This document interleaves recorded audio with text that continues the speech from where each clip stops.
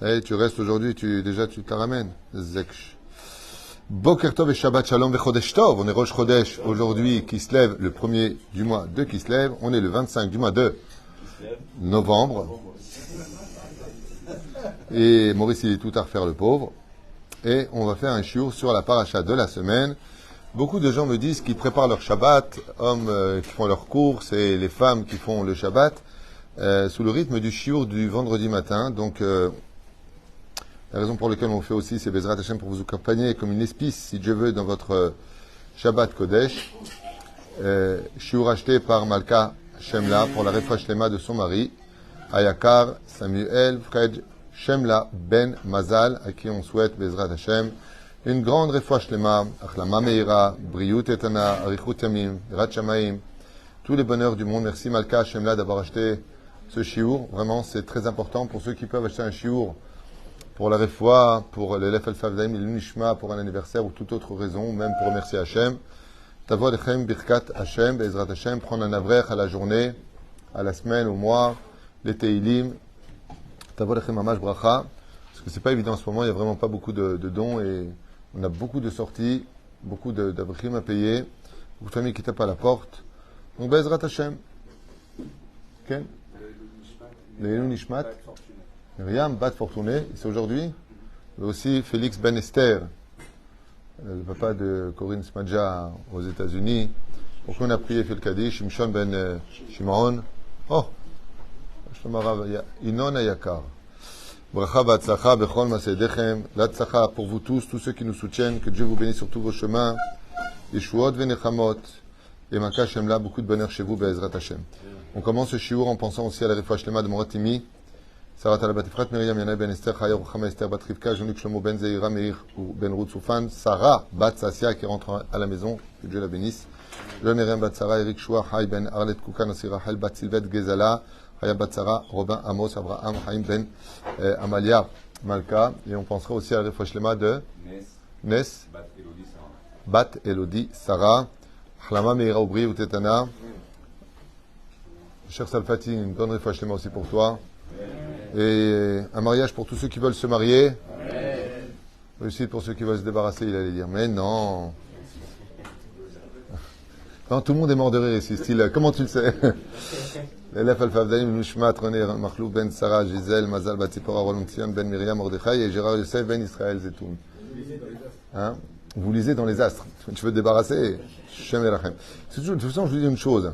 Quand on a les choses dans notre possession, on est très concentré sur les défauts, sur ce qui ne va pas, sur il y en a marre, et c'est quand on le perd qu'on se rend compte qu'en fin de compte, c'était pas si nuageux que ça.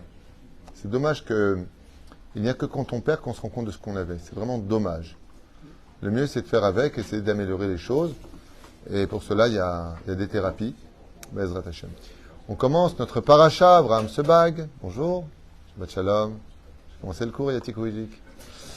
Avec un sujet qui me tient à cœur, qui pour moi serait à la limite la question principale, pour moi, je dis bien en mon nom, de la paracha de la semaine. Comment est-ce possible que Yitzhak Avinu, un homme aussi élogieux que lui, sans défaut et sans faute, puisse avoir l'idée tortueuse et incompréhensible de bénir Esav? On peut dire ce qu'on veut, mais étant donné que nous sommes conscients que la responsabilité des bénédictions qui sont prononcées, même Esav sait, et il se mettra à hurler et à pleurer, Aod bracha achat avi, est-ce que tu n'as pas encore une bracha? Ce déni d'ailleurs de Esav aujourd'hui apparaît dans la paracha, puisque au début il n'en a rien à faire du monde futur, il n'en a rien à faire de là où va être enterré, il n'y a pas de vie après la mort pour Esav, et d'un coup, il y a un éveil qui intervient. C'est-à-dire qu'il se plaint qu'on lui ait volé sa bracha. Mais qu'est-ce que tu en as à faire de ce que va te bénir ton père? Si tu ne crois pas en la personne, ok? Si tu ne crois pas en la personne, ben, qu'est-ce que tu en as à faire de ce qu'il va dire? On remarque qu'il est béni ton frère, ben, prends la même bracha et puis c'est tout. Non, il est conscient que si la bracha est partie, eh bien, il n'y a plus rien à faire. Il lui a donné le ciel et la terre. Donc qu'est-ce qu'on peut demander de plus? Il a le monde d'en haut et le monde d'en bas. Béné Israël ont le mérite d'être les héritiers aussi bien du monde futur que du monde d'en bas. Et lui, il pensait qu'il y avait un principe fondamental, on ne mange pas à deux tables, ou le monde futur, ou le monde d'en bas. On ne peut pas manger à deux tables, comme on ne peut pas manger avec deux fourchettes d'une certaine façon, dans la même main. Ainsi donc, Esav, il est conscient de la responsabilité de la valeur des mots pour la première fois de sa vie quand il s'agit de lui-même. Vous avez remarqué que dans la vie, on est toujours nagoa, bedavar. C'est-à-dire que quand on est concerné par un problème, d'un coup, on change un peu de ton. Je me rappelle qu'il y a très très longtemps de ça, à Netivot, quelqu'un vient comme ça, il parle à l'autre, il dit « Oh là là, on t'a rentré dans la voiture. » « Oh mince, c'est quoi ce truc? J'ai pas de sens. » Et l'autre, il dit « Mais calme-toi, ça va, c'est que du matériel. » Et 2 secondes après, il dit « Aslecha, non, non, c'est pas la tienne, c'est la tienne. » Quoi, ma voiture? Elle dit. Alors, moi, je lui dis « Tiraga, Kol Beseder, c'est très facile de faire le programme des autres, de dire comment les autres doivent réagir. Et quand ça t'arrive, t'es bizarrement différent. Hein? Ouais, c'est un peu ça. Aval, pour en venir à la question, faut être quand même conscient que Yitzhak prend la responsabilité de donner en héritage Hachamaim Ve'aretz dans les mains de Esav. C'est quand même incompréhensible. Je sais pas, tu as 2 enfants avec une yeshiva de 500 élèves. Tu en as un qui est pieux, qui est chnin, qui est dans la Torah, qui comprend, qui perpétue ton chemin. Et tu en as un autre, il passe son temps en boîte de nuit, d'aller d'une fille en une fille, comme Tarzan se promenait de liane en liane. Et toi, tu viens donner la yeshiva, les responsabilités de 500 enfants qui étudient la Torah dans une yeshiva au rachat. Comment tu peux faire ça? Ok, je l'aime. Le côté pédagogique et psychologique, dans la vie, il faut toujours approcher celui qui est le plus loin, il faut lui donner plus d'amour. Ok, mais là, on n'est pas chez le psychiatre. Dans le tachlès des choses, on n'est pas là pour essayer de rapprocher. On parle d'héritage pour l'éternité. Vaïten lecha elokim. Mital hashamaim, ou mishmene arez, v'rov dagan v'tirosh, avdu cha'amim, shtachbu lecha leumim. Oh, la bracha, elle est pas. Première explication pour gagner du temps, parce que j'en ai 7, 8 à vous donner qui sont très puissantes. Donc on va faire 3 ou 4. Rapidos de la Castiglianos. La première, c'est que Yitzhak est conscient qu'il n'a rien à dire. C'est-à-dire que celui qui vient devant lui, il sait que c'est la Shrina qui va parler. Donc pour lui, que ce soit Esav ou Yaakov, ce qui sortira de sa bouche, c'est pas ce que lui il veut dire. C'est ce que Dieu veut lui mettre dans la bouche. Donc, quand il vient pour bénir Esav, pour lui, Dieu il va lui donner, s'il mérite que l'Italie, ou que l'Orient, ou l'Occident, ou le pôle Nord, peu importe, ou l'espace, ben il s'en fiche. Parce qu'il sait que c'est pas lui qui parle. Dieu, il connaît l'avenir. Il sait qui est en face de lui. C'est l'homme échané. C'est-à-dire que c'est comme si que maintenant je dois bénir quelqu'un et mon patron me donne un texte à lire. C'est lui qui me donnera le texte par rapport à la personne qui est en face de moi. Qu'est-ce que j'en ai à faire maintenant de qui est en face de moi? Zekvar le méchané li kloum. Parce que tout ce que dit maintenant Yitzhak, Zgeberu HaKodesh. Ce n'est pas lui qui parle. Première explication. Deuxième explication, par rapport à Esav, c'est que si on revient un petit peu en arrière, comme il le dira d'ailleurs, Akol, Kol Yaakov, Yadem Yede Esav. La voix, c'est la voix de Yaakov, mais les mains, ce sont celles de Esav.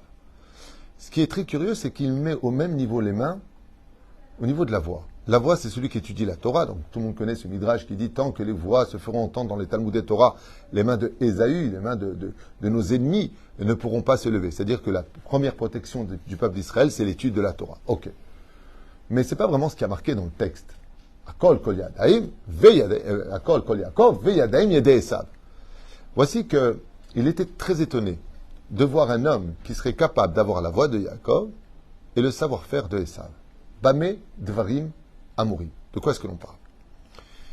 Quand on revient sur ce que la Torah va définir comme Yaakov, qu'est-ce que Yaakov dans la Torah? On n'a pas le temps. Ishtam Yoshev Ohalim. C'est un homme qui réside dans les tentes. Quand on dit d'une personne qu'elle réside dans les tentes, est-ce qu'elle est définie ou indéfinie? Elle est définie. Il est où? Ben, il est dans les tentes. Est-ce qu'on est venu sur Terre pour vivre dans une tente? Chez Gdola. Deuxième degré, qu'est-ce qu'est Esav? Ish Sadeh, l'homme des champs. Alors lui, par contre, il est dans les champs. Grande question, est-ce qu'on est venu au monde pour être dans les champs? She'ela Tova.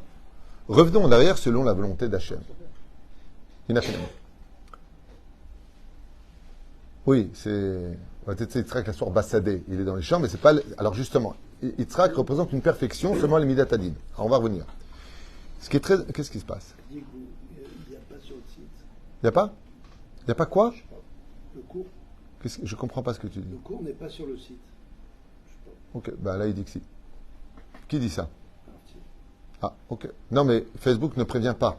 Il y a 25 000 abonnés, il ne prévient pas. Et on a déjà été prévenu que Facebook ne prévient pas les abonnés. Des fois oui, des fois non. Parce qu'on les utilise beaucoup trop, ils n'ont pas d'intérêt. Tov le méchané. Moi je continue mon cours. Vous savez? Et est-ce qu'on est venu pour être dans les tentes? Réponse. Quand un homme part de ce monde, qu'est-ce que Dieu lui demande? Kavata itim la Torah. Est-ce que tu es venu dans ton rendez-vous avec l'étude de la Torah dans les tentes? Ça, c'est ce qui a marqué dans la Torah. Kavata itim la Torah. Il y a marqué nulle part, tu dois étudier 24 heures sur 24. Il y a marqué Kavata itim la Torah. D'ailleurs, la déa de qui? Rabbi Ishmael, dans la Gemara. Est-ce qu'un homme, il doit venir travailler dans ce monde, même si c'est marqué, tu dois être Shutafo chez la Kadosh Baruch Hu, c'est Bereshit, Dieu a fait du blé, toi tu fais du pain, mais c'est dans les champs. Dieu, il veut qu'on habite dans des maisons, et donc il faut bien fabriquer ces maisons, il faut être maçon, il faut être peintre, il faut être, comment on appelle ça, fabricant maison, nous, aide-moi, Kablan, nous, comment on dit en français? Constructeur. Constructeur. Bah, il faut être constructeur, il faut faire des routes, il faut être électricien, il faut être plombier, il faut être menuisier, faut connaître les métiers dans ce monde, c'est pas les barbatrucs, ça ne descend pas tout seul. Quand on voit la volonté divine, comme le rappelle la Gemara, le Zohar, ainsi que tous les Midrashim, comme le rappelle le Rabbi Lubavitch, dans tous les livres, c'est un point, il n'y a même pas de marloquet. Va'asuli dira batartonim. Qu'est-ce qu'il veut Hachem? Être roi. Mais pas d'homme de caverne. Il veut être le roi d'un pays.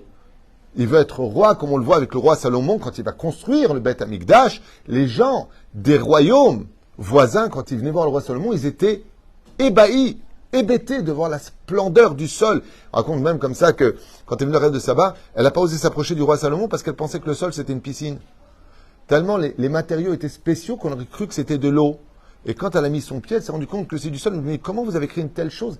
Ça veut dire qu'il y a une notion qu'on retrouve dans la Kabbale à propos de Baruchou, Baruch Shemo. Baruchou ou Baruch Shemo. Baruchou, c'est quand on parle de divinité spirituelle, on parle de Dieu dans le domaine d'en haut. Ou Baruch Shemo, c'est quand tu vois le nom de Dieu s'exprimer devant toi dans la matérialité. C'est pour ça que le pays doit être beau. Comme ça dit le Midrash. C'est une mitzvah d'enjoliver Eretz Israël. C'est une mitzvah d'enjoliver les bêtes knessiot d'Eretz Israël. Quand tu rentres en Eretz Israël et que tu vois les touristes qui disent « Waouh, mais qu'est-ce que c'est beau, les routes sont belles. Elles sont pour la plupart aujourd'hui de plus en plus éclairées. Il y a des ponts, des agglomérations. C'est magnifique. Il y a toute une structure. » C'est aussi un Kiddush Hashem qui n'est pas moins grand que d'étudier la Torah. Parce que le Mashiach ne peut pas être roi d'hommes de caverne et de gommes de Cro-Magnon ou trop mignon. Ok? Imaginez Maurice sortir d'une grotte avec une massue et une peau de banane. Ouais, bon, bah, vous êtes gentil, mais à un moment, il faut peut-être passer à autre chose. Et la reine, étant donné que quand on arrive dans le paracha de Teruma et les autres parachas dans le livre de Vaikra, de quoi Dieu nous demande? Faites-moi une maison avec des matériaux, de l'or, de l'argent, du plomb, du bronze. Non, c'est pas de bon. Cuivre. Merci autant pour moi. Heureusement que tu es là. Parce que... Résultat, on voit qu'Akadosh Baruch Hu, il veut résider dans la matérialité. Et est-ce que Yaakov offre cette opportunité? Non, c'est un homme des livres. Bien sûr qu'on est venu pour étudier la Torah. Il faut étudier la Torah le plus possible. Rabbi Shimon Bar Yochai, il te dit, Bevadaï, qu'il faut étudier la Torah. Mais attention, de l'autre côté, si on étudie tous la Torah, il y a Avducha Amim Ishtachabu Lechalomim. On ne renonce pas au fait de construire un pays pour Dieu. C'est les nations du monde qui vont s'occuper pour Israël à l'image de Zevulun et d'Issachar, qu'on retrouvera dans la paracha de Vezot Aberacha, Ismach Zevulun Betzetcha Issachar Beoalecha. C'est-à-dire qu'il y a une volonté de Dieu, qu'il y en a qui s'occupent en tant que humains de construire un pays, et une volonté de Dieu qu'il y ait une spiritualité de connaître Hachem, d'étudier la Torah. Et Yitzhak Avinu, tu es un peu devancé. Il est dans les champs, lui. Parce que quand il est monté en tant que Korban Ola, il a compris une chose.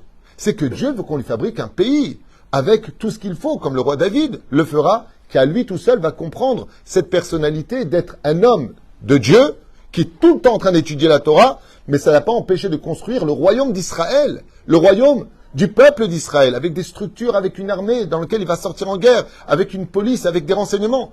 Mais quel rapport avec la Torah? Nous, on n'est pas des moines dans un monastère. Il faut cette structure. Il faut créer un pays pour Dieu. Quand Yitzhak est monté dans le ciel, pourquoi il est Ish Sadeh? Parce qu'il s'est rendu compte que dans le monde d'en haut, ce que veut Dieu sur terre, c'est qu'on lui fabrique une matérialité. Et qui des deux fait la matérialité? C'est Esav. Et c'est pour ça qu'il s'étonne. Akol, Kol Yaakov, Yadem et Esav. Waouh! J'apprends un chidouche, il dit. Est-ce que dans une seule personne peut se trouver les deux idéologies pour lesquelles le monde a été créé? Un homme qui étudie la Torah et un homme qui sait faire du pain, qui sait construire une maison, qui sait construire toutes sortes de choses, qui connaît high-tech, qui sait faire évoluer le monde matériel dans lequel on vit. Parce que le monde d'en haut, je l'ai vu, il n'y a que des anges. Mais les anges, ils sont dans 100% de spiritualité, il n'y a pas de matérialité, on ne mange pas, on ne boit pas, on ne dort pas. Mais sur terre, oui. Et ce qui va se passer, c'est qu'étant donné que Esav va se disqualifier, parce qu'il ne va pas, comme c'est marqué dans ma Sechet Shabbat, Lamed Gimel, ou dans ma Sechet Avodah Zara, Bedav Gimel, qu'est-ce qui est marqué là-bas? Qu'est-ce qui est marqué là-bas? Tout ce que vous avez fait, vous, les nations du monde, vous l'avez fait que pour vous, pas pour Dieu. Et ça, c'est ce qui se passe chez Esav. Esav aurait pu, Baruch Hashem, être l'associé de Yaakov s'il avait accepté d'être un homme des champs en respectant les 7 lois de Noachid. 7 lois t'avais respectées. Arrête ton idolâtrie. Arrête de faire du mal autour de toi. Respecte les lois de ton pays. Qu'est-ce qu'il fait lui?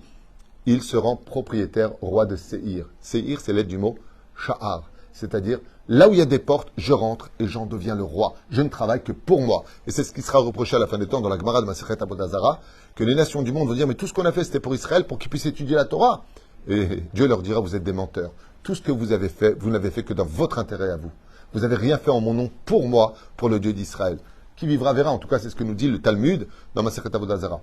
Mais la reine, qui est toute sa misère en conséquence de cela, on comprend pourquoi il y a une préférence chez Esav, qui, quand il est monté dans le monde d'en haut, il s'est rendu compte que Dieu voulait, Vasouli, dira Batartonim, faites-moi un appartement dans le monde d'en bas. Et qui était celui qui était le mieux placé, qui s'y connaissait dans tous les domaines, que ce soit dans le domaine animalier, que ce soit dans le domaine des matériaux de ce monde, de la fabrication? Yadaim Yedé Esav, les mains de Esav savaient tout faire.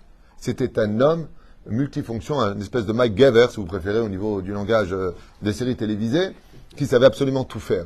Et ça, on voit ici quelque chose d'incroyable, c'est que Yitzhak, il dit, d'accord, lui, il étudie la Torah. Il faut qu'il étudie la Torah. J'ai besoin de lui, je ne le disqualifie pas. Je l'aime, j'ai pas de problème. Seulement, n'oublions pas que le but de ce monde, c'est de créer un royaume. Goy Echad Ba'aretz, une nation qui vit sur sa terre. Et pour y arriver, il faut un aéroport. Qu'on l'aime ou qu'on l'aime pas. Il faut un aéroport, il faut des avions, mais qui va les fabriquer? Alors quand il verra Yaakov et qu'il comprendra le roi HaKodesh, on va voir qu'il va réparer tout ça. Qu'est-ce qu'il va dire? Dieu te donnera le ciel et la terre, la rosée du matin. Tu auras les deux mondes. Les nations du monde te serviront. Et là, Yitzhak, il comprend que celui qui est en face de lui, il est dans le roi HaKodesh, comme en trans, si vous préférez, au niveau du langage qu'on pourrait comprendre dans un langage d'enfant pour nous. Et quand il lui dit ça, il dit, ah ben, c'est bizarre, parce que, en fin de compte, tu continues à étudier la Torah, et les nations du monde se prosterneront devant toi. Donc, qui va travailler pour toi? Les nations du monde. C'est exactement ce que dit Rabbi Shimon Bar Yochai.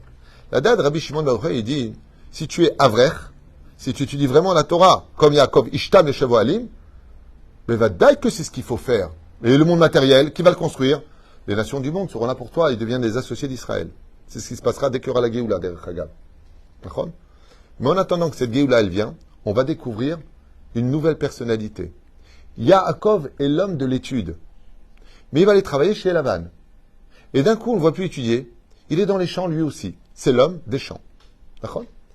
Et très curieusement, étant donné qu'il revient en tant qu'homme qui n'a pas quitté la Torah, Tariag Mitzvot, Im Lavan Garti, et que c'est un homme des champs où il le dit à Lavan, j'ai pas fermé les yeux, je me suis occupé des moutons, la traite, la tombe, un homme qui travaille, qui est vraiment dans le monde des champs, ouais, eh bien, il ne peut plus rester Yaakov. Il va devenir Israël. Et Israël, ce sont des gens qui fabriquent un pays, des gens qui étudient dans les Shivot, ce sont des Kolelman, ce sont des ingénieurs, ce sont des médecins. C'est ça, Israël. Il est obligé de changer de personnalité parce qu'il a une nouvelle carte d'identité.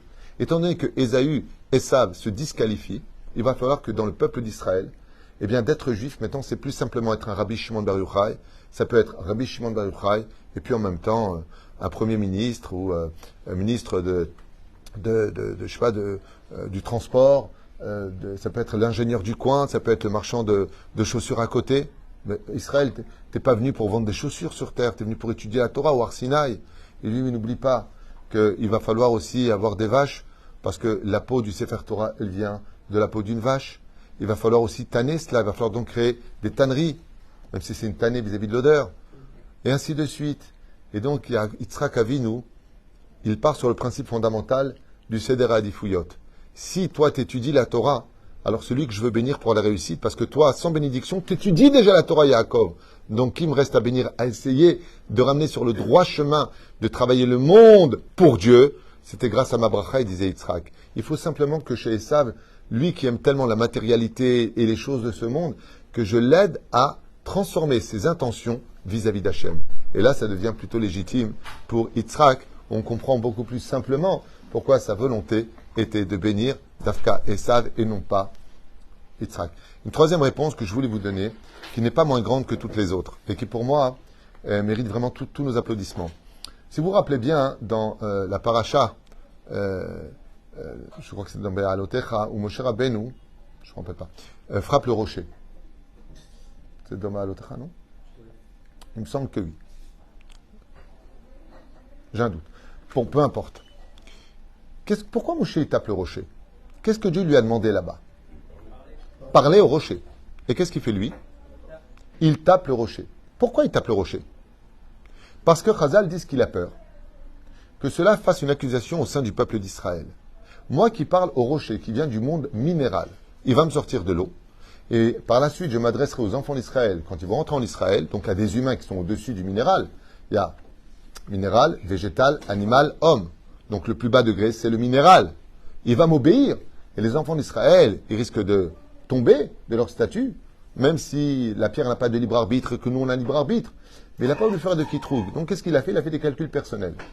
Il a dit, bon, Dieu m'a dit de parler, mais moi je pense que c'est mieux de frapper. Est-ce que Dieu a approuvé ce qu'il a fait? Non. Non. Et quelqu'un m'a dit un jour, ouais, mais il a quand même cassé les tables de la loi, et Dieu lui a dit, c'est bien ce que tu as fait. Charkoach, il lui a jamais dit ni de les casser, ni de les laisser telles quelles. Là, par contre, il lui dit, si par exemple Moshe, il descendait avec les tables de la loi et qu'il aurait dit, Dieu, surtout ne les casse pas quand tu verras ce que je t'ai dit, il les aurait cassés, il aurait été grondé. Mais là, il lui a rien dit. Tandis que pour le rocher, il lui a dit, parle au rocher. Donc, il n'y a pas de rapport entre le fait qu'il ait cassé les tables de son initiative et le fait que de son initiative, il frappe le rocher. Remettons les choses dans leur contexte. Ce qui est très intéressant, c'est que la Torah vient nous apprendre que quand Dieu te demande quelque chose, arrête de croire que tu es plus intelligent que lui. Arrête de croire que bon, ça va, tu vas pas aller de filine, c'est un peu noir, c'est un peu blanc, qu'est-ce qu'on a à faire? Ce qui compte, c'est que dedans soit cachère. On t'a pas demandé ça, on te demande pas de penser. La Torah, elle a déjà pensé. La Torah, c'est un cerveau. La Torah, c'est une chorma. Elle s'appelle chorma. Elle s'appelle bina. Dieu, il te dit, fais Shabbat. Ah, écoute, je fais Shabbat jusqu'à déjà 3 heures l'après-midi, c'est pas mal. On te demande pas ça. On te demande pas de rentrer ton intellect dans l'intellect de Dieu. Au contraire, comme le dit Rabbi Hanan ben Dossa dans la 9e Mishnah du 3e chapitre de Masechet Avot. Kol chormato shekadma lirat reto en chormato min kayemet. Tout celui qui passe son intellect avant la crainte du ciel, son intellect finit par s'éteindre. Par contre, dans le 111e Teilim, 10e verset, qu'est-ce qui a marqué? Reshit chochma irat Hashem. Le commencement de la sagesse, de l'intelligence d'un homme, c'est la crainte du ciel. Et là, Yitzhak Avinu, il est pahad Yitzhak. C'est quelqu'un qui a de la crainte du ciel, comme peu d'hommes l'ont eu sur terre. Si on avait la crainte de Yitzhak, on ne pourrait pas vivre, pas respirer. Dieu lui a dit, qui prend une double part dans le judaïsme? L'aîné. Qui est l'aîné? Esav. Moi, je ne rentre pas dans les comptes de Dieu qui mérite pas. Moi, je ne rentre pas dans tout ça. J'ai un aîné, c'est comme ça que ça marche Dieu, c'est lui que je dois bénir, je bénis. Et c'est ça, Moussar Eskel, extraordinaire. Il y a un bitoul, une humilité tellement puissante chez Yitzhak, que Yitzhak, c'est pas un bleu, il est tout à fait au courant de ce qui se passe, il n'est pas bête du tout. Seulement, il sait une chose, Dieu m'a dit c'est lui, c'est tout, je ne rentre pas dans les détails. Bon. C'est pour ça qu'il a été rassuré quand il m'a dit qu'il a vendu sa pour moi. Entre autres. Mais même s'il n'y avait pas eu ça, Yitzhak Avinu, Dieu lui dit, c'est-à-dire que s'il avait dit à Yitzhak, va parler au rocher, il n'aurait jamais frappé le rocher. Dans la mentalité de Yitzhak, ce que dit Dieu, c'est ça qu'il faut faire. On ne réfléchit pas. Et ça, c'est un message pour nous. Parce qu'on voit que quand tu fais la volonté de Dieu et que Dieu, sauf il ne voulait pas ça, ne t'inquiète pas, il enverra une Rivka avec le roi Hakodesh qui va dire, un truc qui ne va pas, on change d'histoire. Et de qui il a appris ça? D'Avram Avinu, avec Ishmaël. Lui, il dit quoi? On sait qu'Ishmael va faire tchouva. Il le sait. Alors, viens, on le garde. Akadosh il envoie Sarah Bero HaKodesh. Pour l'instant, il n'a pas encore fait tchouva. Renvoie-le. On le ramènera plus tard. À la fin, on voit ici, j'avais noté aussi quelques points. Je vais voir si j'en ai parlé. Oh, encore un quatrième point, si ça vous intéresse. Alors, ce quatrième point, il est très beau. Il vient de se faire Chayel Evav. Et pour cela, allez, un quatrième point, c'est bien. Comme ça fera Yud Kevatke pour les explications de ce matin. Pourquoi Yitzhak a voulu bénir. Ok? C'est que, vous avez remarqué que le nom de Yaakov, il est très bizarre, Yaakov. Rachid dit que c'est Dieu qui a donné ce nom. Il y en a d'autres qui disent que c'est Yitzhak. Il y en a d'autres qui disent qu'il a été appelé comme ça. Peu importe. Plusieurs déotes. Mais pourquoi il a été appelé Yaakov? Franchement, c'est honteux. Parce qu'il a tenu le talon. Bah, heureusement qu'il n'a pas tenu le cou, parce qu'on l'a rappelé coucou. Hein? Ou alors bras, on l'a rappelé brasier. Qu'est-ce que c'est ces choses? Parce qu'il lui a attrapé le talon, on l'appelle Yaakov. Et qui le rappelait comme ça? Rachid dit Hachem.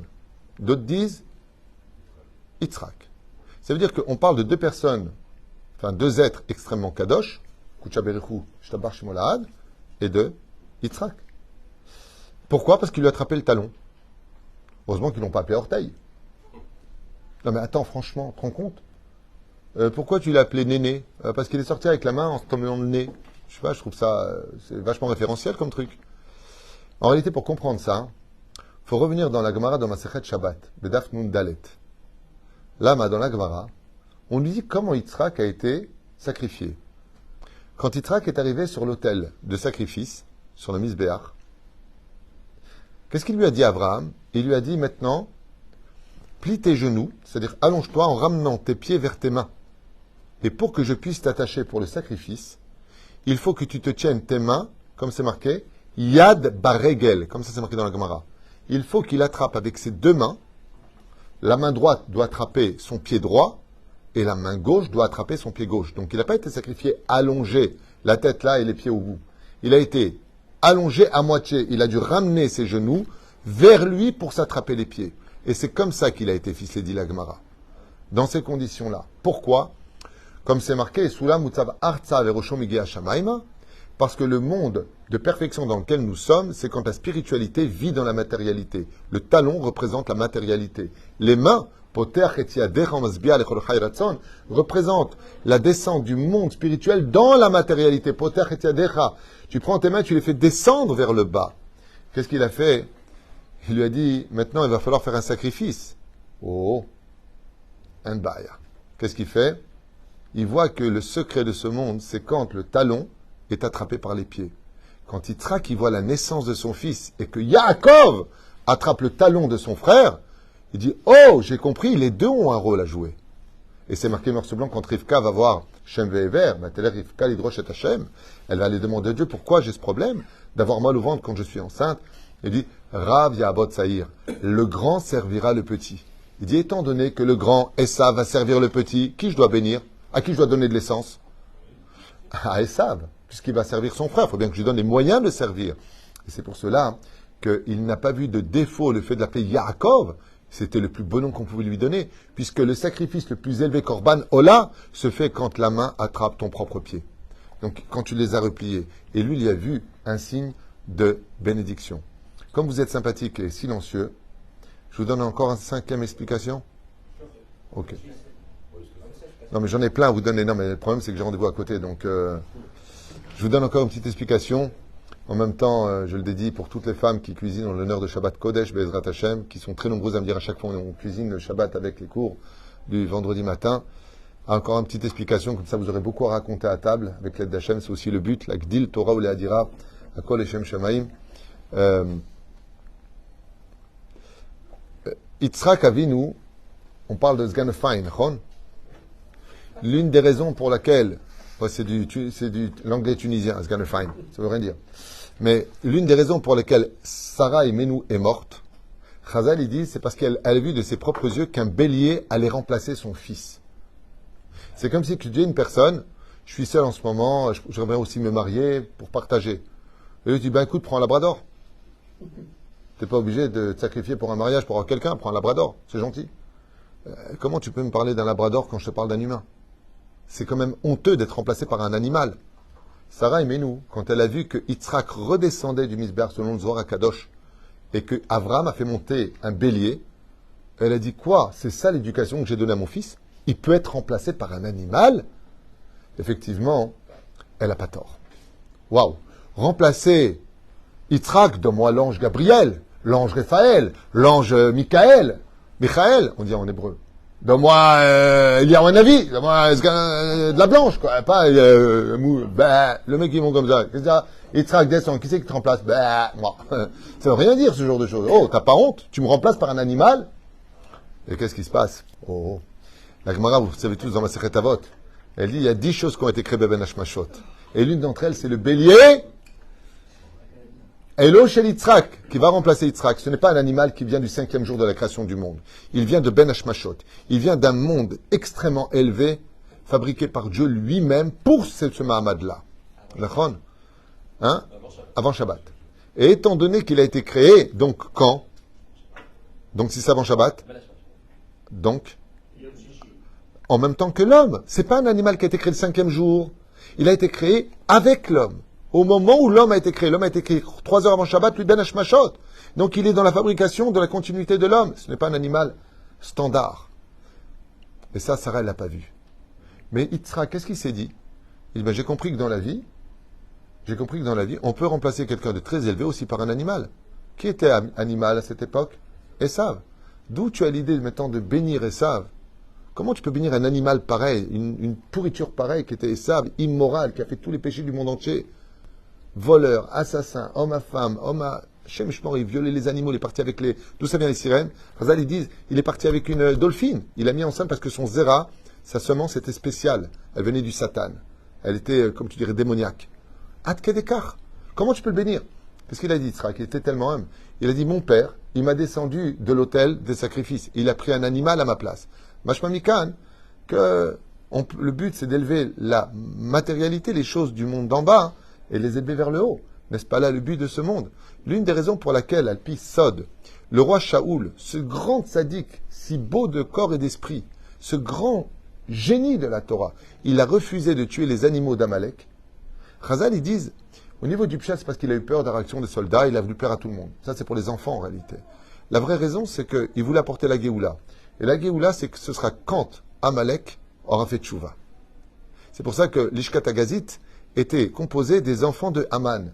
C'est-à-dire que je vais prendre ce qu'il y a de plus tamé au monde et je vais le rendre le plus cachère au monde. C'est pour ça que quand il y aura la Géoula, le Chazir deviendra cachère. Il y en a même qui disent que même les mollusques deviendront cachères. Il y a, comme le rappelle Yanouka, il a fait un magnifique mahamar sur ça et il ramène 6 ou 7 références que tous les animaux deviendront cachères à cette époque. Tous. D'accord? Et la reine, mais pourquoi? Hazir, Mishon, Choser Bitchouva. Et donc, qu'est-ce qu'il y a de mieux? De tuer l'Yetzerara ou de faire Teshuvah? Teshuvah, c'est mieux que tuer une personne. Mais la reine, qu'est-ce qu'elle a voulu faire Yitzhak? Il a dit, attends, moi je suis descendu du Misbeach, moi qui étais Kodesh Kodashim, moi qui étudiais la Torah, qui était un homme pur, qu'est-ce qui a été capable de me remplacer un animal? Ou frère, le but de ce monde, n'est-ce pas d'élever le monde animal au monde de l'humain? Avec quand vous mangez un steak, qu'est-ce que vous dites comme bénédiction? Baruch ata Hashem Elokeinu melech haolam she'akol yabid baro. Ani lo mevin, je comprends pas. T'as un steak, t'as un animal, tu mets le nom de Dieu sur ça, c'est ça le but de ce monde. Et c'est ce qu'a vu Yitzhak. Yitzhak a vu si de ce monde-là, il y a quelqu'un qui va être capable d'engendrer Amalek, d'accord, par le biais de Timna et de son fils Eliphaz, qui vont avoir cet enfant dans cette union interdite de Mamzer, de Bata. Ouais, eh bien le but de ce monde, c'est d'aller prendre, avec tout le respect que je vous dois, des excréments, d'en rendre de l'engrais pour faire pousser du blé qui viendra sur la table au nom de Hamot Selahamin Haaretz. C'est ça le but de ce monde, de prendre ce qu'il y a de plus bas et de l'apporter comme ce qu'il y a de plus sain et de plus haut. Comme je dis souvent dans ce collège ici, je dis à mon fils qui est directeur du collège ici, je lui ai dit, tu sais mon fils, tu me dis, j'ai un avraire, c'est une bombe atomique. J'en veux pas. Je veux pas des bombes atomiques qui viennent étudier ici. Je veux des gens qui sortent des yeshivot, qui viennent de se marier, qui connaissent rien. Je veux moi en faire des bombes atomiques. Quand je vois le Rav Meir Lugassi qui est Dayan aujourd'hui, le Rav Daniel Malka qui est Dayan, et attention Dayan avec 98 sur 100, ils sont sortis avec compliment. Et quand ils ont démarré ici il y a 15 ans, ils sortaient d'un collège, ils venaient de se marier, ils avaient 2 enfants, aujourd'hui ils en ont 5, 6, Shachem, Itanem, et ils sont Dayan, ils ont fait Rabbanout chez nous, ils ont fini Dayanou chez nous. C'est là qu'est toute la grandeur de la réussite d'un homme. Pourquoi est-ce que Rachel, la femme de Rabbi Akiva, est une des femmes les plus connues du judaïsme? Parce qu'elle a pris un zéro, qui était Rabbi Akiva, qui était nul, qui ne savait pas lire, qui était Amaharetz, comme le dit l'Agmara, c'est pas moi qui le dis. Okay? Et elle a rendu de lui le père des Tanaïm. Elle a fait de lui le plus grand des Tana. C'est ça, c'est exactement ce que voulait faire Yitzhak. Il a dit, je vais essayer de prendre le pire des hommes et de le rendre le meilleur des hommes. Et Bassov, cette idéologie finira par ce que j'ai parlé de Rabbi Akiva, descendant direct de Ésaü, de Esav. Lachen, Bezrat Hashem, il y a d'autres raisons.